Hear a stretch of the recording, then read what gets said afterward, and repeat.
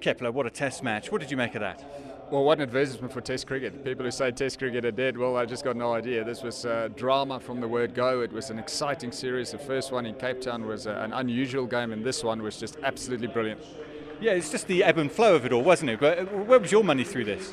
Well, when Mike Hussey got out today, I really thought South Africa would finish it off and win it. So Brad Haddon just played brilliantly, and so did Mitchell Johnson. So Australia really came back from the dead to win it, and a record chase in the last innings at the Wanderers. So a fantastic performance from them.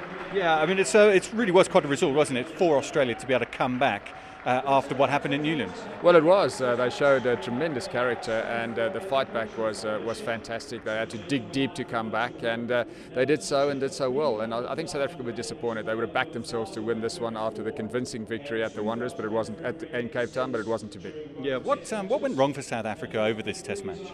I don't think a great deal went wrong for them. I think possibly if they look at it, they'll think that they didn't get enough runs in either innings. I think that's where they would be disappointed. The collapse that they had in the first innings, I think that's probably where they lost the game. But they bowled pretty well, and overall they didn't have a bad one.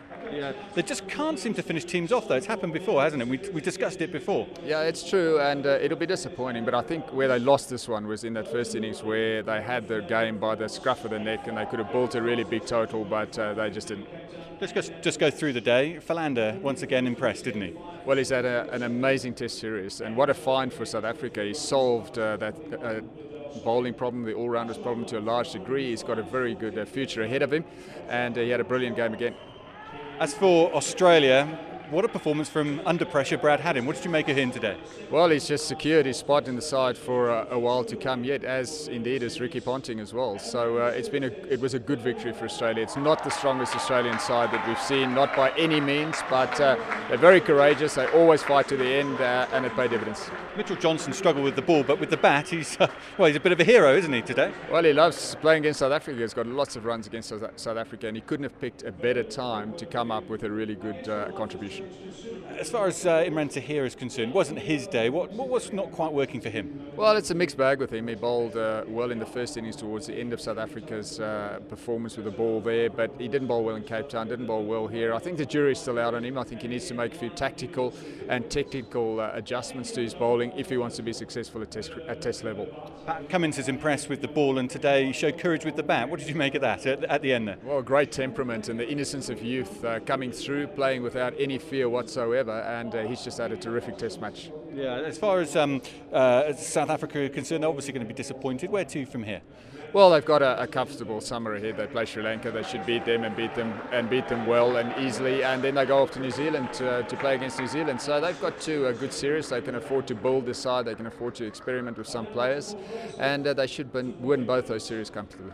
And for Australia, obviously, I guess the first thing is to find a coach. But what next for them?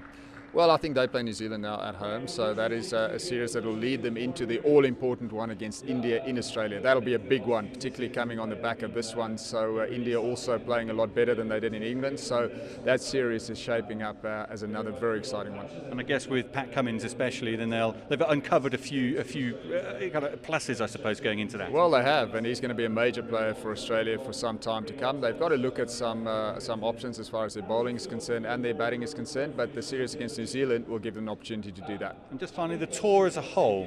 Australia, on the whole, I guess, just shaded it. Is that kind of your reflection as well, despite what happened at Newlands? Well, there's no question. They won the one-day series and they came back strongly to level this one. So you'd have to give them a victory on points, so to speak. And they'll be delighted with that, particularly considering the fact that, as we said, it's definitely not the strongest Australian team that's visited South Africa.